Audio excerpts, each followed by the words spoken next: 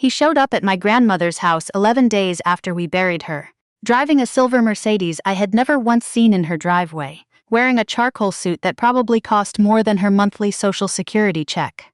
He smiled at me from across the porch, with the easy confidence of a man who believed the house already belonged to him. I remember standing in the doorway holding a trash bag. I'd come to start sorting through her kitchen, and feeling something cold move through me that had nothing to do with the November air. His name was Rupert Granger. He had been in my grandmother's life for 14 months. And in those 14 months he had come closer than anyone in our family realized to taking everything she spent 40 years building.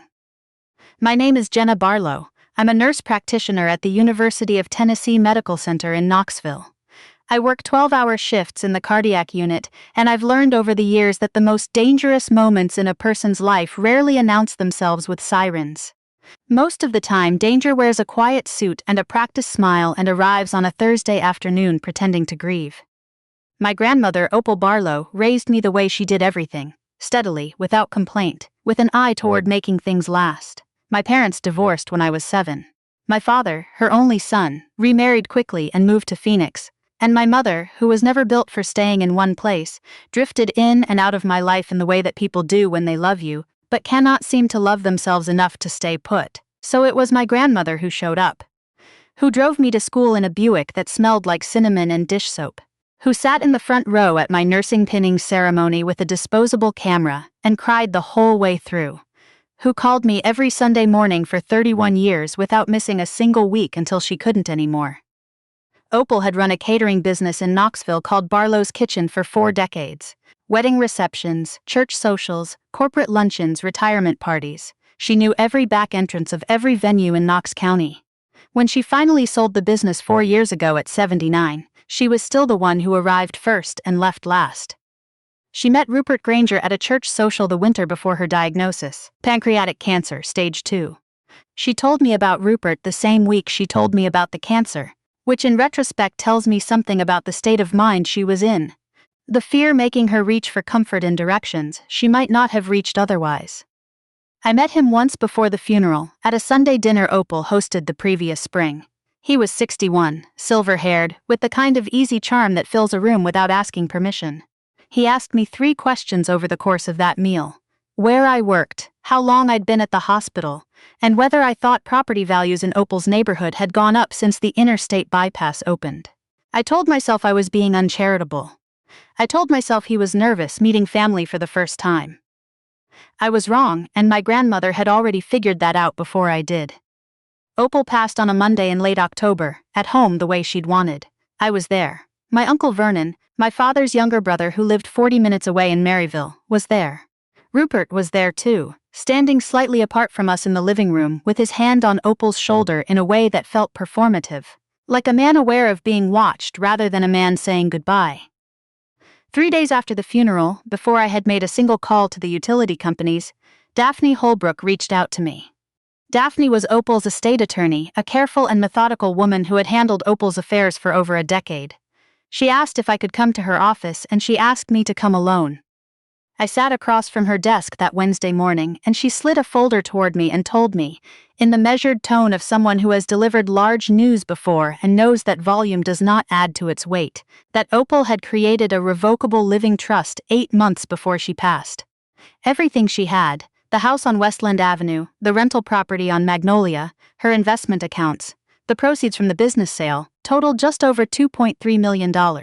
It was all in the trust. It was all designated for me, with a separate bequest to Uncle Vernon for his mortgage payoff and 2 of Opal's longtime church charities.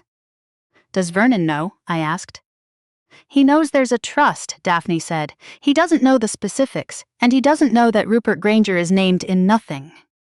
I sat with that for a long moment, 8 months before she passed, which meant Opal had created this trust 6 months into knowing Rupert Granger. She had seen something in him and moved before I ever thought to worry.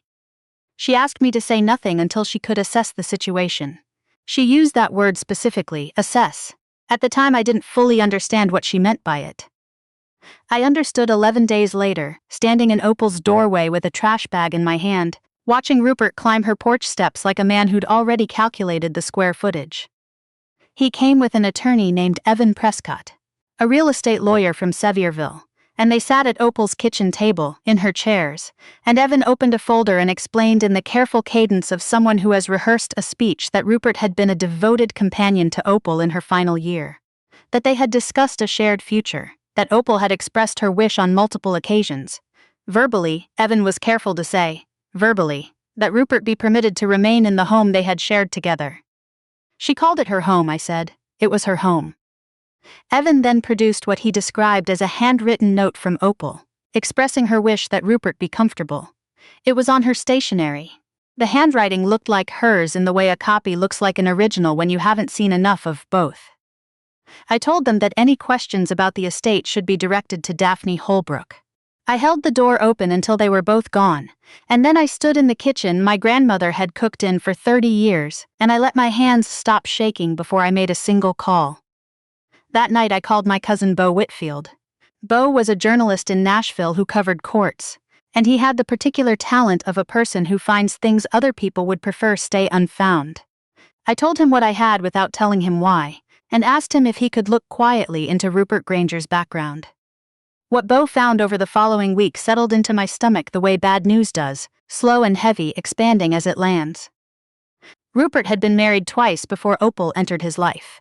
His first wife, Dolores, was a Chattanooga widow who owned a modest rental portfolio and died of cardiac complications 3 years into their marriage. Rupert had been the sole beneficiary on a life insurance policy taken out 8 months before her death. Her daughter had filed a civil suit alleging undue influence and financial coercion. It settled quietly. Rupert walked away. His second wife, Eunice Treadwell, was 74 years old, from Maryville, 20 minutes from Opal's neighborhood. They'd married after a brief courtship. Within 18 months, Rupert had begun proceedings to have Eunice placed in memory care, citing cognitive decline. Her own physicians disagreed. Eunice had retained an attorney, and the marriage ended in a contentious divorce that included an investigation by Adult Protective Services. No criminal charges were filed, but the records were there. The pattern was there, undeniable once you saw the full shape of it laid out in front of you. 2 widows, 2 comfortable estates, 2 quiet exits. Before I had decided what to do with any of it, Daphne called again. Her voice had a tightness I hadn't heard in it before. Someone had contacted her office the previous Tuesday posing as a paralegal conducting routine estate verification, asking detailed questions about the trust. Beneficiary designations, property values, account numbers. Daphne's assistant had begun answering before Daphne caught it herself and ended the call. There was no such firm anywhere registered in Tennessee. The same week, First Tennessee Bank flagged an attempted wire transfer from a joint account I hadn't known existed. Opal had added Rupert to a small household savings account 6 months before she died. A few $1,000s she'd set aside for incidentals. 3 days after her death, Rupert had attempted to wire the full balance to an account in his own name. The transfer was flagged because it came from a Georgia IP address and exceeded the account's single transaction limit. Then Daphne told me about the Register of Deeds. 6 weeks before Opal passed, while she was still alive, still making cornbread on Sunday mornings, still calling me at 8 o'clock without fail, Rupert had attempted to file a gift deed at the Knox County Register of Deeds, transferring Opal's rental property on Magnolia Avenue to himself. The deed bore Opal's signature. It was rejected because the notarized signature didn't match Opal's records on file. The clerk flagged it and set it aside. No one had followed up on it until Daphne went looking. I hung up and stood in my kitchen for a full minute not moving. Then I called the Knox County Sheriff's non-emergency line and reported everything. The attempted deed, the bank wire, the fake paralegal call. A detective named Arlene Booker was assigned to the case that same evening. 2 days later, Daphne asked me to come to the office again. She set a wooden box on her desk, brass hinges, a simple clasp, the kind Opal had kept in her bedroom closet for as long as I could remember. Daphne told me Opal had brought it in 4 months before she passed, sealed, with a note on top that read, "For Jenna when it's time." I asked for a few minutes alone. Inside the box I found Opal's small spiral notebook, the one she'd kept for years, her grocery lists and sermon notes mixed in with her private thoughts, all in her looping, certain handwriting. I found a stack of documents I recognized immediately as drafts, unsigned gift deeds, a draft cohabitation agreement that would have granted Rupert legal rights to the property, all bearing his name. They were in Opal's handwriting in places and Rupert's in others, clearly left behind on one of his visits. She had gathered them, understood what they were, and kept them without saying a word to anyone. And then I found her old iPhone. Daphne had charged it. On the voice memo app there was a single recording, dated 9 months before Opal died, 47 seconds long.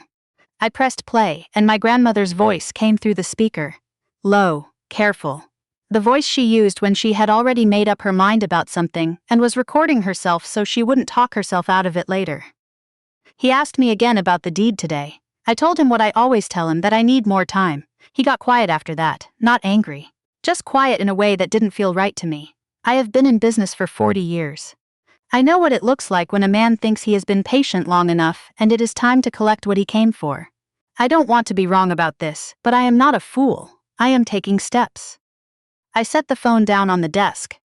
I sat in Daphne's office for a long time after that, thinking about my grandmother in her house at 79, sick, with this man circling everything she'd built, and how she had done what she'd always done. Assessed the situation with both eyes open, made her decisions without fanfare, and protected the people she loved, without asking them to fight a battle she could handle herself. She hadn't called me panicking. She hadn't confronted Rupert in a way that might have tipped him off. She had taken her evidence to her attorney, locked her trust into place, and built us a case before any of us knew there was a war coming. 40 years of running a business had taught her exactly what a man looks like when he smells the end of someone else's patience. She had learned to see it clearly, and then she had moved first. The mediation was scheduled 3 weeks later. Uncle Vernon called me the night before, his voice caught somewhere between uncertain and persuaded, and said he intended to attend in support of Rupert. Rupert had been good to Mama, he said. Mama wouldn't have wanted the family at odds over money. I didn't argue. I told him I would see him there. The room was small, fluorescent lit, a conference table that seated 8 for a meeting of 4. Rupert arrived with Evan Prescott. Uncle Vernon sat beside them, not beside me, and I let that land without showing that it did.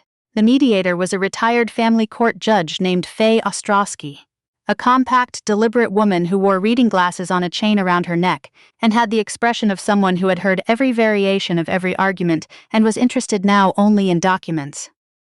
Evan opened with his prepared remarks: companionship, verbal promises, equitable consideration, the weight of a devoted relationship. Judge Ostrowski let him finish. Daphne set the first document on the table. The rejected gift deed from the Knox County Register of Deeds, stamped and annotated, with the clerk's notation citing the signature mismatch. Evan asked to review it. Judge Ostrowski pushed it toward him. Then came the research Bo had compiled. Rupert's 2 prior marriages laid out in court records and civil suit filings. The Dolores situation, the life insurance policy, the timing, the settled suit. The Eunice Treadwell case, the attempted memory care placement, the APS investigation, the divorce. 2 widows, 2 estates, 2 quiet exits, not a grieving man, a method. I watched Rupert across the table, the smile that had been there when he walked in. The same smile from Opal's porch, the same smile from her kitchen table, faded the way a signal fades when you drive out of range, slowly, and then all at once. Then Daphne placed a small Bluetooth speaker on the table, set Opal's phone beside it, and pressed play. 47 seconds. Opal's voice in that room, clear and careful and a little afraid, saying she was not a fool and she was taking steps. Uncle Vernon placed both hands flat on the table in front of him. I watched something move across his face, slow and reluctant and painful, like a door that has been sealed a long time finally giving way. He was hearing his mother tell him, from 9 months before she died, that she had been frightened and had handled it herself because she hadn't been sure anyone would believe her. She hadn't been sure he would. Evan Prescott requested a 15-minute recess. During those 15 minutes, Rupert Granger walked toward the building's front entrance. Detective Arlene Booker was waiting in the lobby with 2 officers from the Knox County Sheriff's Office. The charges had been filed that morning: elder financial abuse, attempted forgery of the gift deed, fraudulent wire transfer from a deceased account holder's funds. The sound the handcuffs made in the marble lobby was very small. Evan Prescott returned to the mediation room, informed Judge Ostrowski that he was withdrawing from the civil matter due to irreconcilable conflicts with his client, and left without sitting down again. The civil case dissolved. A trust with a properly named beneficiary and no legal basis for contest does not survive the arrest of the person contesting it. There was nothing left to argue. I found Uncle Vernon still at the conference table after everyone else had gone. The room was bright and quiet. He was staring at the speaker Daphne had already packed into her bag. She never told me she was scared of him, he said, not accusatory, just the bare fact of it. She was protecting you, I said, the same way she protected me. He shook his head slowly. If she'd told me, I would have said she was overreacting. I'd have said Rupert seemed decent, that she was reading too much into things. He looked up at me. She knew that's what I'd say. That's why she didn't. There wasn't anything I could add to that which would help him, so I didn't try. We sat in that too-bright room for a few minutes in the particular silence of people who have just heard a voice that will never speak again, tell them something they needed to know. Rupert Granger pleaded to a felony count of elder financial abuse and 1 count of attempted fraudulent transfer, with the forgery charges reduced in exchange for a full confession and cooperation. He served no jail time, which was not the outcome I had hoped for, but he received 3 years of supervised probation, a permanent prohibition on serving in any fiduciary capacity for anyone over 65, and an order to pay full restitution on the bank account funds plus all legal costs. The civil suits filed by Dolores's daughter and by Eunice Treadwell were subsequently reopened. I don't know how those resolved. That was their story to fight, and they had waited long enough to fight it. I didn't call the local news. I didn't post anything.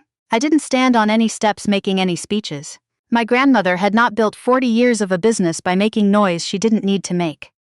What I did was contact a workforce development center on the east side of Knoxville that runs a culinary training program for adults rebuilding after incarceration or long-term unemployment.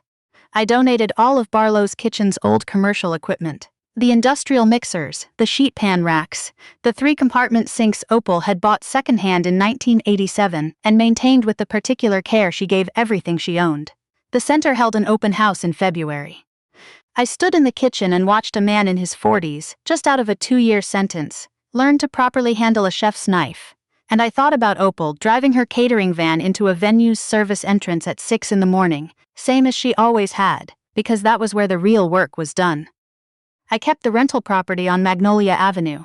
The income from it funds a small emergency legal aid account I established with Daphne's help, specifically for elderly people in Knox County experiencing financial exploitation who cannot afford representation. The County Adult Protective Services Office helped structure the eligibility guidelines. Detective Booker came to the signing. She brought a box of donuts and didn't make a speech either, which I appreciated. Uncle Vernon and I still have dinner on the first Sunday of the month. It took a few months to stop being awkward and then it stopped. In March he came with me to the cemetery. A quiet hill on the west side of the city, white marble with Opal's name and her years and nothing else, because she always said the facts were sufficient. I brought white carnations. She grew them along the fence at the house every summer, and I still cannot pass a flower stand without stopping. I stood there for a while, the way I used to sit at her kitchen table and simply be in the room with her without needing to fill the air with anything. And I told her out loud, the way I'd learned to talk to her in her last weeks when she was too tired to answer, that I had found everything she'd left. That I understood every step she had taken, and why she'd taken them quietly, and that everything she built was still standing. The wind moved through the cemetery trees the way wind does, indifferent and steady, not paying attention to any particular grief. I had been thinking on the drive over about what her voice had sounded like on that recording, careful, certain, afraid but not stopped by the fear. And I'd been thinking about the particular kind of courage that takes to see a thing clearly when everyone around you might tell you that you're seeing it wrong. To act on what you see without asking permission. And to do it all in private so that the people you love don't have to fight as hard in public. She was 79 years old and sick and alone in her house, and she had handled it herself. My grandmother always said that the best thing you can do for the people you love is to make sure you've already taken care of whatever might come for them while you're still around to take care of it. She said it about her business. She said it about her savings. I never understood it as anything more than practical wisdom. Standing at her grave in March, I understood it as something larger. I understood it as the final act of a woman who loved the people she loved with both eyes fully open, who saw past her own fear clearly enough to build a protection nobody else knew existed, who trusted that the right person would know what to do with it when the time came. She gave me more than money.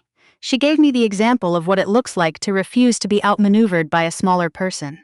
To do the hard thing in private so the people you love don't have to carry it alone. I drove home that afternoon with the carnations still on the passenger seat, the radio low, the road home as familiar as it ever was. I thought about the Sunday morning calls I would never stop missing, and about the clipboard she used to carry into every catering job like a general with a battle plan, and about the way she'd said "I am not a fool" into her phone in the quiet of her house, while she still had time to do something about it. She was right, she was never a fool, and she made sure I didn't have to be one either.